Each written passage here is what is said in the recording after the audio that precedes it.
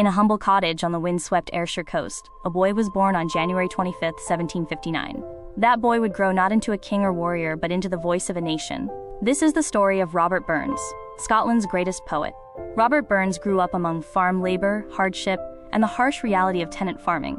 His father's farms failed, but the seed of defiance was planted early. He taught himself from books passed down in the family, Shakespeare, Milton, and the oral songs and rustic tales of Scotland's people. He learned to see beyond the plow to beauty, love, injustice, and the human spirit. Between 1784 and 1786, Burns poured his heart into words, writing poems about love, social inequality, life and death, in Scots and in English. In 1786, he published poems, chiefly in the Scottish dialect. It was a sensation. From rustic villagers to city scholars, everyone felt the truth of his words. For the first time, the voice of the common man was given dignity in song, in laughter, in heartache. Burns was never one to shy away from passion.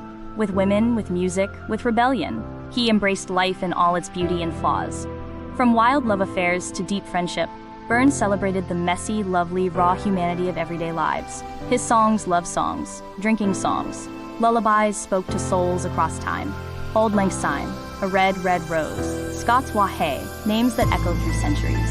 But Burns didn't just write poems. He rescued folk songs, old melodies passed down by word of mouth, and gave them new life. He edited and collected hundreds of traditional tunes for the Scots Musical Museum and a select collection of Scottish airs. In doing so, he preserved a heritage that might otherwise have been lost and made Scotland's voice heard around the world. But even geniuses walk a fragile line.